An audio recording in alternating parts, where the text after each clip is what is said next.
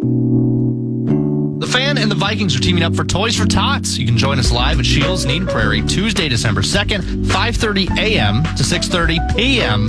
for our annual broadcast presented by Unreal. Bring a toy, spread some joy, and if you're one of the first 50 donors to each show, you'll score a KFAN Unreal Winter Beanie. KFAN.com/toys for all the details. KFAN.com/toys.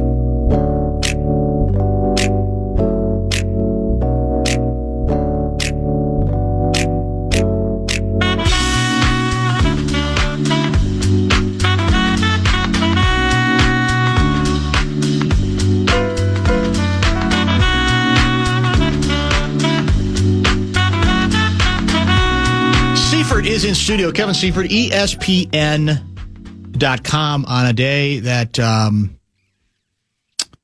it's a very challenging traffic day. And often the Wednesday before Thanksgiving can be because people are getting out of Dodge early. Maybe more people are getting out earlier even. That coupled with the fact that we got a lot of rain, apparently snow coming, means for whatever direction you're headed, it's not fun this afternoon. Especially if you're coming from Eagan to St. Louis Park. Apparently, the traffic was flying in the other direction for the most part on my way over here. Yeah. But whether it's rain or anticipation of snow tomorrow, there's a lot of people out there.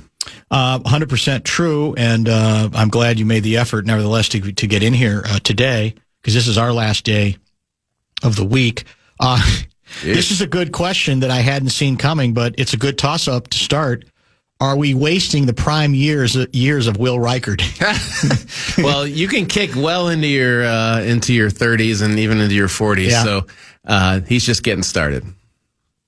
But he's getting started very well. I mean, imagine, we were talking about this yesterday, project him on any of a number of good, reasonably good Vikings teams to have him as a weapon. I mean, that you could count on. And it's not just like the reliability, which like normally, if in Vikings history, if you could just have a reliable guy that can hit a 27-yard field goal when it's a little chilly out, you'd be doing great.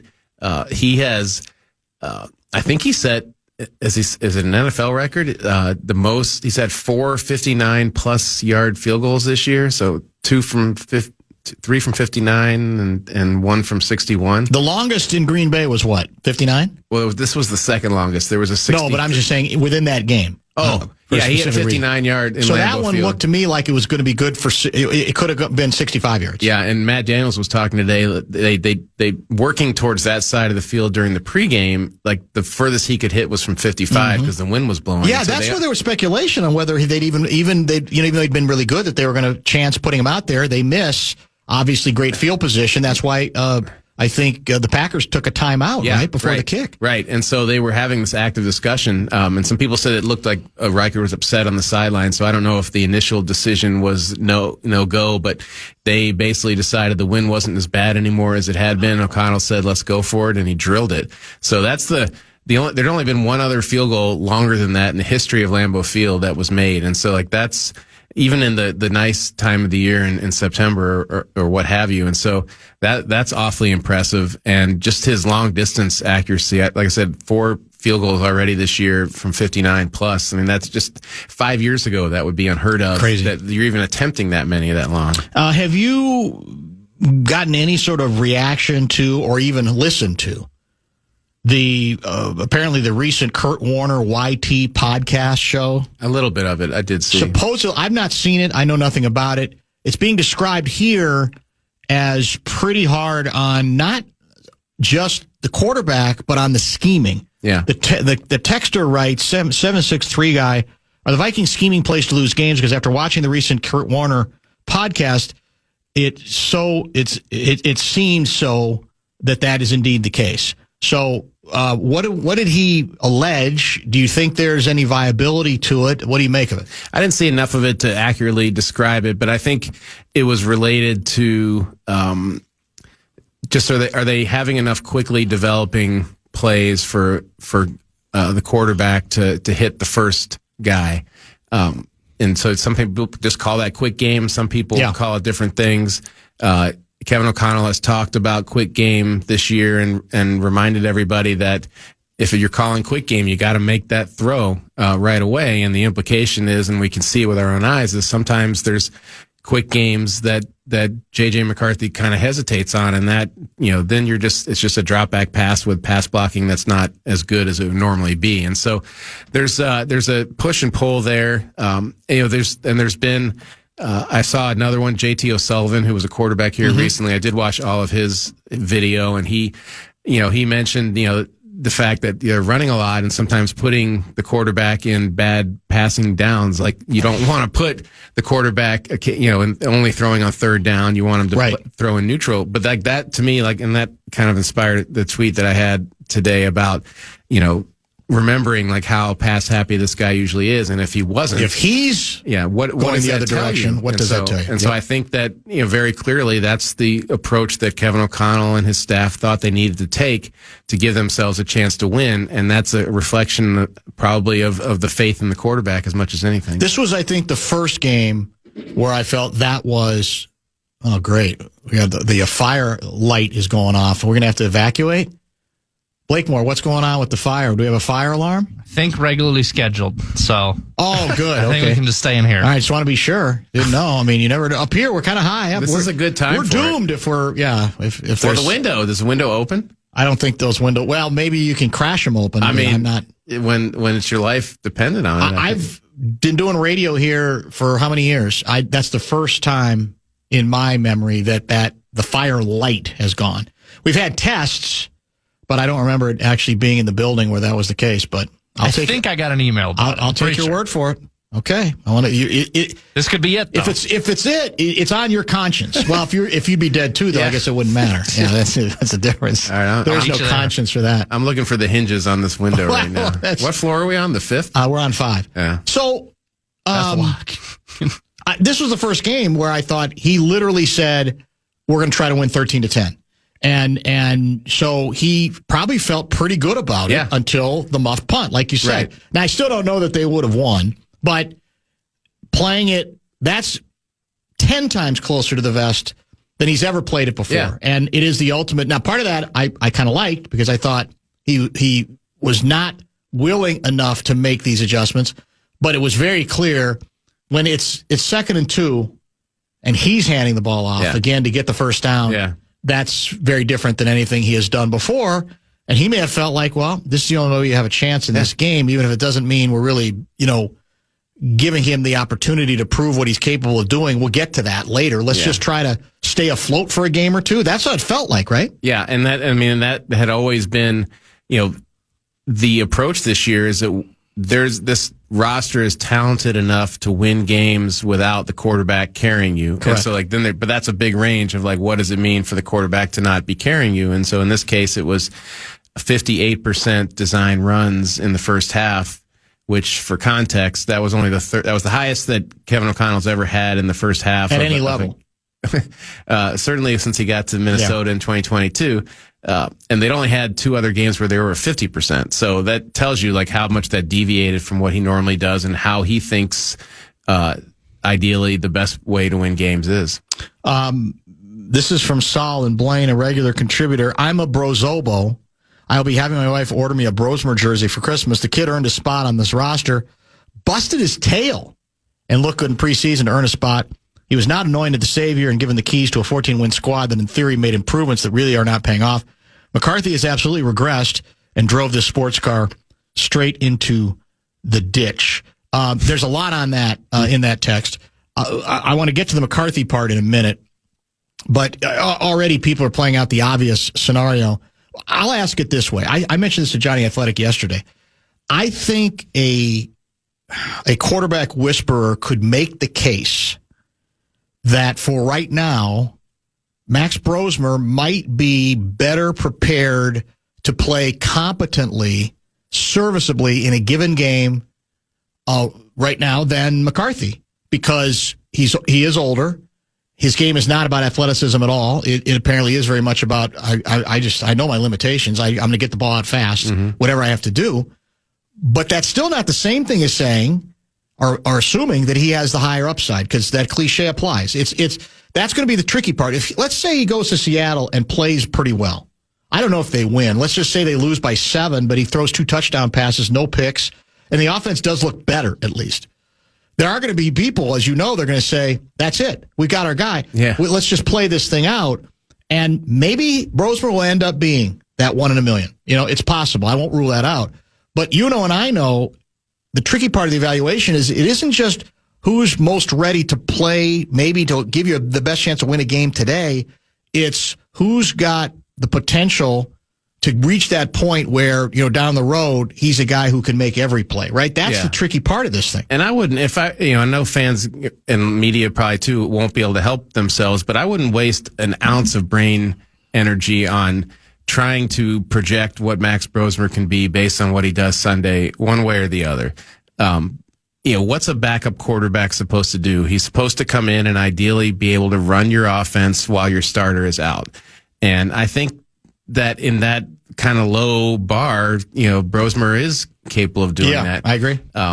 Look, they didn't intend for him to be on. This is not like finding a way to, and I know you know that, but people should know, like when they sign an undrafted rookie, there is no intent to have him be on the field by the end of the year. And if he does, something has gone terribly wrong. And multiple things at that position have gone terribly wrong, including the Carson Wentz injury. Including their decision in the offseason for who the original backup QB was going to be. Yeah. Howell, that was a disaster. And you could even just, expand it into and this will be a big offseason discussion too, but did they judge, was it the right judgment to put J.J. McCarthy in the spot they put him in? Because right now it doesn't look like it. And so all those things happened, and that has left Max Brosmer in this position. And he might well do what you ask a backup quarterback to do, which is kind of the parameters you just gave. And there's not a single thing you can project off of that other than that's what you hope from a backup quarterback in this league. What made you... I felt like you were in Green Bay, obviously. Yeah. And I felt like there was something that you either saw or detected both during the game and maybe even in the locker room after that said to you that, I can point to a lot of other bad plays by a number of other players. You could say certainly Darisaw did not have a particularly distinguished day against Micah. You had the muffed punt. You had some other mistakes made by other people. But the impression I had from what you wrote was that this, more clearly than ever before, is about the quarterback. Yeah. That's the problem right now that absolutely is making everything else look perhaps even worse than it is. So was that did you feel that watching it, or did you also sense something in the locker room that despite all the platitudes that the players are trying to hang in and be patient, told you that they know this too? Yeah, it was a very morose locker room. We walked in, J.J. McCarthy was kind of blankly staring into his locker, and he concussion. That it's interesting. I interpreted, we all interpreted it as well. He's just really disappointed, shocked that it went this poorly, and Lambeau Field's this hallowed place, and he had come and everybody was watching, and it was more of the same, if not worse than what it had been. In retrospect, quite possibly that was a sign that he was concussed. But Justin Jefferson looked very morose. It was more than just your veteran team is disappointed that they lost a game. It just felt like a very morose thing. And then we talked to Josh Metellus, who is a really upbeat guy. He's a team captain, and he's like, "Oh no, JJ is playing great. You can't blame the quarterback for everything. It's just like a DB when a run play, a running back gets into the secondary and we miss a tackle and it's all our fault." And I guess implying that there's a lot of things that have to go wrong for a running back to even get into the backfield. And Kevin O'Connell brought up, Ryan Kelly stepping on O'Connell's feet, McCarthy's feet a couple times, or one time he brought it up twice, I think, and mentioned the Miles Price thing. And I just felt like it was just important, and we don't get to write analysis too much or even really write more than just kind of straight, what happened. But it was just a good opportunity just to kind of recenter everything and make sure that we're keeping our eye on the ball in terms of what's happening here, and that it's admirable to try to disperse the blame and say, if Miles Price doesn't, muff that punt, or Ryan Kelly doesn't step on the quarterback's feet, or this or a week that ago, a few people missed drop passes. Yeah, or the kickoff. Yes. Even the kickoff coverage Right. isn't perfect against Chicago.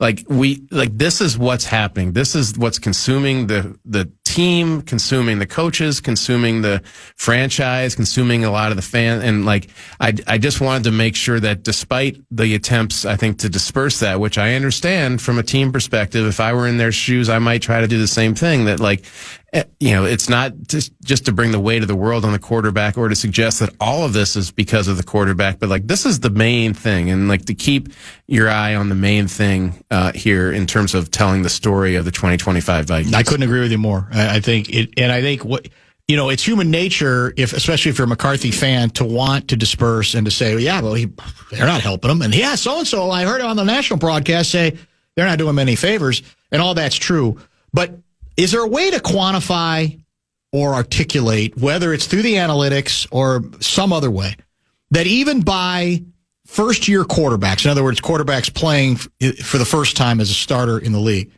even by that standard, what we're seeing goes well beyond that. That's why it's so troubling. Yeah. It's not up and down. You got a couple throws here, a couple throws you made, and then a bunch of throws that you don't. This is on another level when it comes to that, which I think is why it has to be explored. This isn't. Yeah. Does that mean he might, not discover electricity at some point? Light bulb goes off in the head and everything changes. Right. Maybe, but this isn't just like your average young, promising quarterback having ups and downs over the course of a game. This stuff is I just don't think it was sustainable. Yeah, and I asked our guys to look at that and give me a way to actually do exactly what you're saying. And what they came up with that on Sunday is if you go back 10 years, so basically a decade, there's been 71 quarterbacks who have made debuts that went as long as 6 games, which is what he's done. Right. So of the 71, basically any number you come up with, QBR, yards per game, interception to touchdown ratio, completion percentage, they're all in the 65 to 71 range. So at the very bottom of all the quarterbacks over the past decade who have debuted, there's another stat I think Alec Lewis and some other people came up with that if you use this analytic EPA, basically what they're doing. We got into that yesterday a little bit. And so there's 800 and some, and he's one from the bottom of the 800 and some, and Jamarcus Russell is the only one that's worse and arguably the biggest bust in the history of the NFL draft, at least in modern times. And so you're right, and I think that's another important thing. Expected points added? Is for EPA. EPA, yep. Just so for not Environmental Protection Agency. No, it's very different. Not today. Yeah. And so it's important for people to know this goes well beyond your basic quarterback is new in the NFL and it's going to take him some time to catch up to the normal things. We haven't even gotten to the discussion about what we normally talk about when it comes to young quarterbacks, which is reading the defense and knowing where the right throw is, or anticipating blitzes or making audibles or spitting out the plays, those are the things that are kind of the normal things you talk about when a quarterback is in his first year, because we're still talking about, is he in the right spot in the pocket when he's throwing, or is he facing the right direction, or does he is he seeing the open receiver but not being able to, until after 2 or 3 clutches, hitches to make that throw. So we're kind of at step -1 instead of step 1, if that makes sense. Mm-hmm. And that's also concerning. Do you believe the assumption is that when he comes back from the concussion, he'll play because you almost have to play him, but is it bad enough that you believe there's enough in his body of work that whether they want to admit it or not, behind the scenes, they might be starting the process of rethinking whether they can anoint him again at the start of training camp next year as the number 1 guy? Or you say, no, they're not there yet? I think they were always in that spot. I don't think that they entered the season that it's a given that next year he's going to be this year was. You don't think so? Okay. Well, and I don't mean that as a negative. Right. I just mean this year, or that they expected him to fail, or that they thought this was not going to go well. I just think that they went into this year this is a year where we will, in theory, in all optimism, develop him and get him to a point where we can get to the end of the year and say, this is our guy. Mm-hmm. But I don't think that they started the year, at that point. Like that was what they were. And so they are doing that, but it's not as a result of the way he's playing. It's just as a result of like, you can't do that until you see proof positive that it can happen. All right. We got a lot more to cover, but we've gone long this segment. So let's get a pause in for the bottom of the hour. We'll continue with Seifert. We'll not just talk quarterback, but that's going to be a big part of the conversation because it has to be and it should be. So keep the text coming. We may add Lavelle to the mix because we are out on Friday as well. So Lavelle also apparently has been stuck in traffic forever.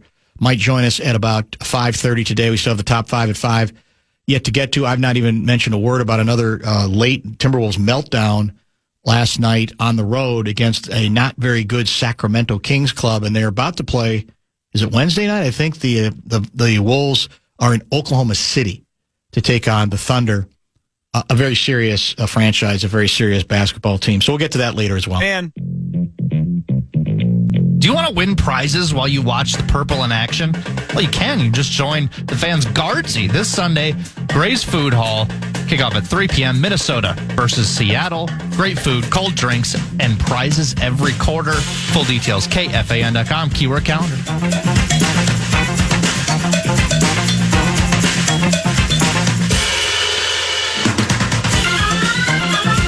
Kevin Seifert is in studio with us on this rather rainy Tuesday afternoon, apparently turning to snow. We might have a snownami if the forecasts are accurate. I think we're supposed to be 3 to 6 inches is the last I saw. Is that correct, Brett Blakemore? Apple Valley, 12 to 24. What? We know about Apple Valley. That's an old inside joke. Okay. Having to do with it's the old deal of when the forecast goes wrong, but you find like one suburb that gets nailed.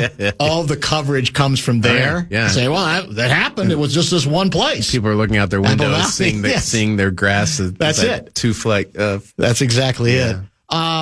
One other nugget regarding the analytics you laid out on McCarthy that it again has to be factored in. Many of the other quarterbacks you're talking about came to terrible teams. Yeah. Right? And in fact, many times they were number 1 picks or number 2 picks or number 3 picks. And you generally, unless it's a bad, trade that somebody made ahead of time, you're talking about a team that might have come off a 3-14 season or whatever. And that's also part of this story here, right? That doesn't mean the Vikings are perfect. Doesn't mean everybody has played as well as they were projected to play. Yeah. But this isn't the normal circumstance where you say, hey, look, everybody's bad. Troy Aikman was terrible, but everybody was bad with the Dallas Cowboys. Peyton Manning, when he went to the Colts, this was not a terrible team. We may have inflated how good they were on the basis of the 14-3 last year, but they were not a terrible team. No, there's a lot of talent on this team for sure, and especially in positions where a quarterback would, in theory, rely on in terms of receivers, running backs, tight ends, and a lot when they're healthy, the offensive line. But I think this also brings into question whether that makes it easier on the quarterback or makes it harder on the quarterback. Yeah, because you're right. It can cut both ways. Take Cam Ward, who's having he's having a statistically worse season than he's the only one. JJ McCarthy right now, in a lot of ways. And I don't know that national discussion has been Cam Ward's a bust or Cam Ward is playing below NFL level because he's on a bad team. The coach has already been fired. The idea is he's developing and coming along a lot like Drake May maybe last year. He did not look like a world beater when he was on a bad team last year, and nobody was that concerned about it because that's a bad team. And so, there's a little bit the context of JJ McCarthy's position with the team that is otherwise stacked was presumed to be a positive, but it also has brought a lot more attention to his every move and to his every play. And I'll be the first to admit, we all focus on the 5 or 6 really, rough plays and not on the, 30 to 40 other plays that went off as they're supposed to, over the course. And that you really don't have to have too many really bad plays to have a bad game, in the NFL. And that is often the difference between good quarterbacks and ones that don't make it. But I wonder if what we thought was a positive for him has actually not only worked against him from a perception standpoint, but maybe just added a level of pressure to every little thing he's done. Yep. And maybe that there was no way to know ahead of time, but in retrospect, we might view that as part of what's gone wrong as well. He was going to be, even by less rigorous standards, I think he was always going to be judged unfairly because people were not going to write off this season because we'd been led to believe the Vikings were not ready to just do a gap season and let him make as many mistakes as possible. Let me ask you, let's get into some conspiracy talk for a moment. Does the sequencing work against him for the second time in this way? So his first injury was an ankle, correct? Yes. And there was no indication other than I think we saw him get retaped during the game that anything was going on with his ankle that afternoon. And all of a sudden the next day, was it the next day or the day after, we hear about an ankle issue. Mm-hmm. And there were people immediately who said, really? He finished the game. There was no sign of it. There was no discussion about it. Is this the old soft benching where there's an injury, but they don't mind making it a bigger injury than it really is because they kind of want to sit him for a while as well? Similarly, there's nothing about concussion the night of the game, I don't think. Now, Adam Thielen said it came up on the plane ride back. That's what O'Connell said. Is that O'Connell said as well? But you're hearing it again. Well, okay, yeah, this is convenient. Yeah, he's foggy. He's foggy. That's the issue. So, I'm not saying I agree with the notion that this is a made-up concussion protocol thing, but I think that's what's working against him. Really two things. One, he's been terrible. And two, both times in the injury, they've kind of come after the fact in a way where you go, oh, wait a minute, this doesn't add up when everybody's always communicating this stuff. What do you think?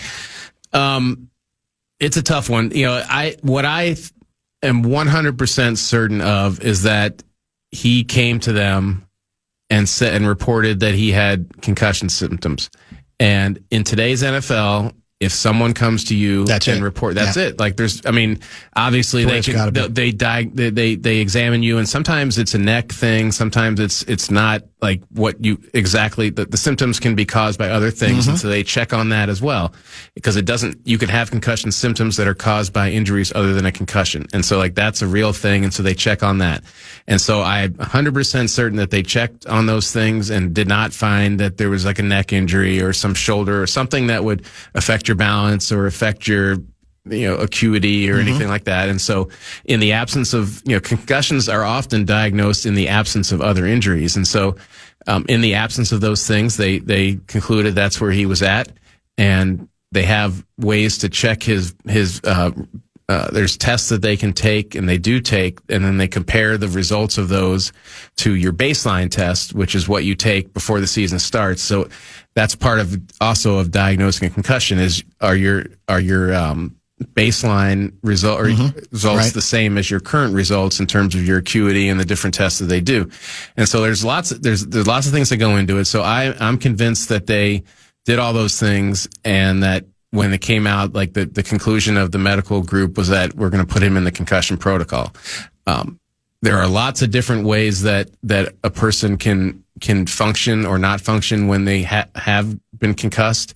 It's a real thing that symptoms can be delayed sometimes. It's a real thing that you can look at somebody who has a concussion as they're walking through the locker room or walking in wherever, and you wouldn't know it, and they actually do. And so I have no reason to doubt, and I have a lot of reasons to believe that that's the way it went down. The hit that I think you guys wrote about, or at least offered some video via X, was the one where he scrambled to the left, as I recall it, from near the end zone, right inside the 20. And then I remember the play at the time because I didn't think it was a crushing hit, but he went down in a way where then he just kind of spread his arms out. Yeah. And he didn't really have a chance to stay there because I think it was Hawkins and somebody tried to help him out, and they helped him out right away. Yeah. But to me, he looked like something was that he had gotten jarred on that play. Who knows? Yeah. What the actual play. And then the very next play, he it's like a drop back pass, and he steps up and he throws it, I think, to Aaron Jones. And somebody hits him from behind, and he goes straight down on his face. Yeah. And so like that, and then the tape kind of, the all 22 tape kind of ends right there, but it didn't look like he immediately jumped up from that either if you look at the TV copy. And so that's two straight plays where I mean, again, like 100 different people, 100 different things can happen in the exact same actions, but 2 different plays back to back where it was certainly a lot of contact with his head. He's, I think we've talked about this before. I'm not sitting here saying I know his BMI. I'm not saying he's not in a weight room, but he gets thrown around. He gets knocked around a lot. I don't know what his measurements are.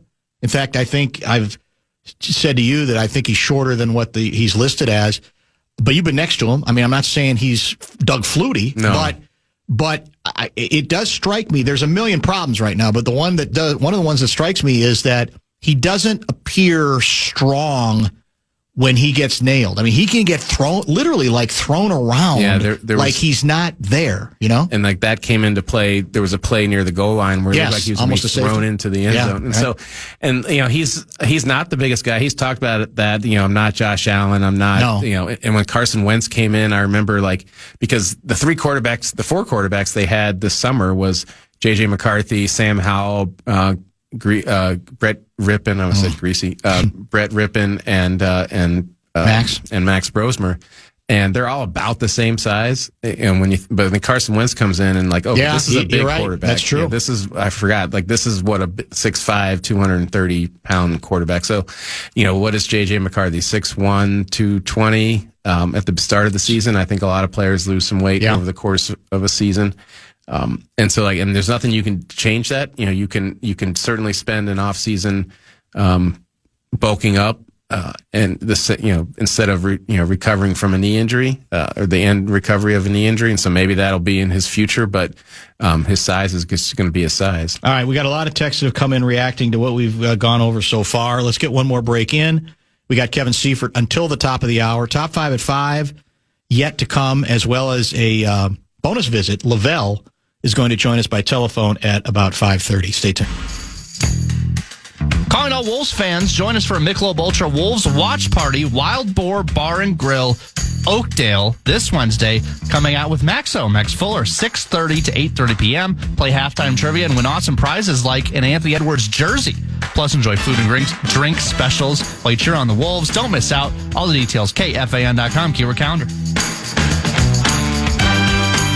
It's funny how things change and how quickly they do, because the text I'm about to read captures a sentiment that when I was offering it up as recently as 2 weeks ago, I was getting ripped for. But now it seems like all bets are off and now everybody's piling on. I'll read it. I'll bet that most Vikings fans hope Brosmer lights to join up and wins the starting job. There's something about McCarthy that makes it difficult to get behind him. There's a phony televangelist vibe to his 9 act, which you and I have talked about a little bit. I'm going to throw this out at you. My theory is that, in all honesty, as much as I've rolled my eyes about some of the things that he has said and the effort to sort of build the myth before you have the resume to back it up, if you're going to be frustrated with anybody, I don't think it should be with McCarthy. I think it should be with the team. Chip wrote about this a little bit, and we've talked about it a lot on this show, that it certainly looks to me right now as if they did make a significant miscalculation on believing they could do the hubris of both at the same time. Yeah. As in, he's going to be better than you think right away. You're not going to be perfect, but good enough. And we're going to be a factor this year. And what I'm concluding is he's not ready. And that's more on them in their evaluation to me than it is on him, because he only can be what he can be at this particular point. Which is interesting, because I can't dispute any of that, but I was telling somebody else this, he did not look like this in training camp last year. He wasn't this, maybe it gets back to our discussion about when the pressure's on and things are different and you don't know until it's on, but he looked like he was coming. There was none of this, balls sailing or the accuracy issues that I noticed. He was working with the second team, and you don't pay quite as much attention to the second team, but he's the number 1 pick. And so I was paying a lot of attention relative to what I normally would with the second team. And you just didn't see that. You saw a lot of really good throws and running the offense. And then he comes out in that preseason game against Oakland and he does throw an interception pretty early, but the rest of that appearance was like super positive, and he's throwing the ball in the right spots. He's accurate. He's taken off and running when he needed to, like that. And I'm telling you, man, like at the end of last summer before the injury, it was not out of the question that he could have won that starting job, because he had had all what I just said had happened, and then they were going to go to Cleveland to have a few days of preseason practice, and if he had done well there and maybe done well in the next preseason game, like it was on, and maybe the Sam Darnold of last year doesn't happen. And I say all that to mean that was the background the Vikings had on him as well. Like that was the tape stopped for them too at that point. And when they had to make the decision in March, that was where the tape ended. And so,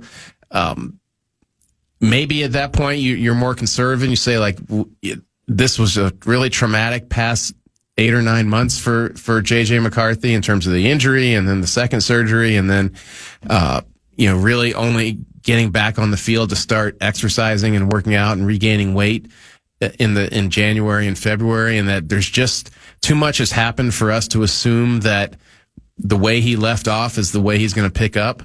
And that's really where the gap is that he did, and to me, that he did not pick up where he left off the previous summer. And it's understandable, I think, when you have the kind of injury he had and the layoff that he had, and just like all the changes in his life that were happening all at the same time, and not able to sort of rely on the structure that he was used to relying on. And so that, I think, is where maybe things started to go wrong, and whether they misjudged the idea of competing with a new quarterback, or they misjudged where he was going to be at, regardless of whether they were competing or not. I think that I can see why they made the decision that they made, given the alternatives. The one, to me, and I'll continue to say it, like the one clean answer would have been the Aaron Rodgers one. And we talked plenty about that, and that would only have pushed him back 1 year, and it would have given you the leeway in the event that he didn't pick up where he left off. Right. But they decided against that. They trusted their ability to bring him along in a way that would keep them competitive, and that appears to have been a misjudgment. So the name that's already coming up, because we can't help but project, is Mac Jones, right? Because he has looked so good in San Francisco. It feels like he's been reborn. So that's the name that comes. Well, you know what? You bring him in and you let him compete for the job. Here's what I need your help on. Can you get at a good price, at a fair price for both sides, that sort of quarterback without saying to him, it's your job?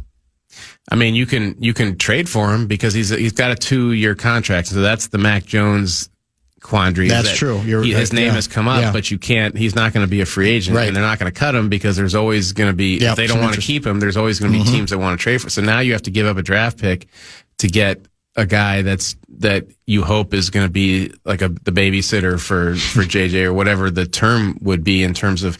So that's the other issue is maybe this year they have to go out and get last year's Daniel Jones, but who is that going to be, and how is that acquisition going to be? What sort of assets do you have to devote to getting that acquisition? And so, the idea of Mac Jones in my head is like that doesn't feel like a great answer, but there's no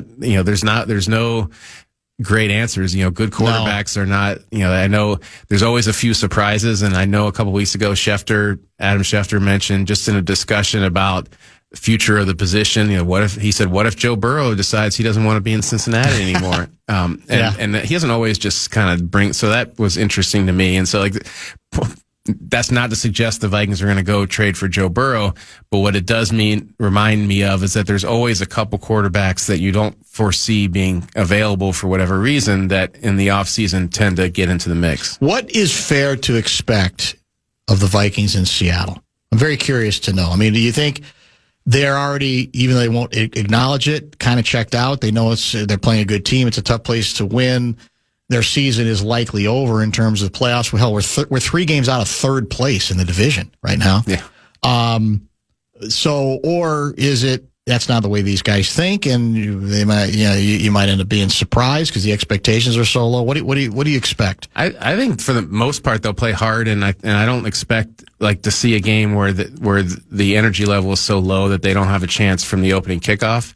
But there's definitely some players in the previous game that in Green Bay who usually play pretty well. You mentioned Darisaw and just didn't have a good day. And so there's always the possibility of that. But I think if I had to lean which way, I don't think they're going to go and just get stomped. I think they'll be competitive, but with a quarterback who's never thrown a meaningful NFL pass, it's hard to know exactly where that's going to go. But I do think they'll be competitive, and I don't think that doesn't feel at this point like this is a team that's checked out and making their. Do NFL players also go to Cabo, or do they go somewhere else after this? They might have is it just an spot. NBA thing? Yeah. But I don't think that that this has quite happened. That maybe it never will, but I don't sense that they're in that position quite yet. Despite the approach that the head coach has taken thus far, is it fair to say you will be shocked if Max Brosmer is not the starting quarterback on Sunday? Yeah, and I mean it is a medical thing, and the only way the coach steps in is if he gets medically cleared, right. And then the coach still says at that point, no, I don't want to play you. And if he were to get medically cleared on Saturday and he hasn't gone through a full week of practice, it's hard to, unless we get there tomorrow, because Wednesday is sort of the first day of practice, and by the end of the day, because you have to go through a day of practice before you're done with with concussion protocol. And so unless at the end of the day tomorrow they're able to say he's cleared concussion protocol, it's hard to imagine that becomes a real thing. Agree totally. Are you a big planes, trains, and automobiles guy? Are you bored with the No, I was glad that traditions? I was a little nervous where you were going to go with your best Thanksgiving movie, but I was glad that that's where you went. Where did you think I was headed? I don't know. You didn't know. You were thinking I was going to try to be goofy. Well, I didn't know if is Home Alone at Thanksgiving, or is that a Christmas movie? Christmas. Okay. Yeah, it's definitely a Christmas movie. Yeah. I love that movie. And the funny thing is that it came out in the 80s, right? So when I was a kid in the 80s, and I watched it purely as a slapstick movie. Home Alone. No, I'm sorry. It's Planes, Trains, and Automobiles. Yes, I'm sorry. And so I all the funny parts of It's Not a Pillow, and how would they know which way we're going? And right. I still use that line, and I'm so disappointed that rooms of millennials and Gen Zs don't even know what that means. But only as I've gotten older, and I did watch the John Candy doc on Amazon. Is it good? Yeah, it's great. I hear it's terrific. And have now kind of leaned into the sentimental parts of it as well. But I'm a huge fan of that movie. Yeah, it's I'll say again, for pure expression, the expression on Candy's face at the end, two expressions. One, when Steve Martin figures it out, and he goes back to the train stop, right?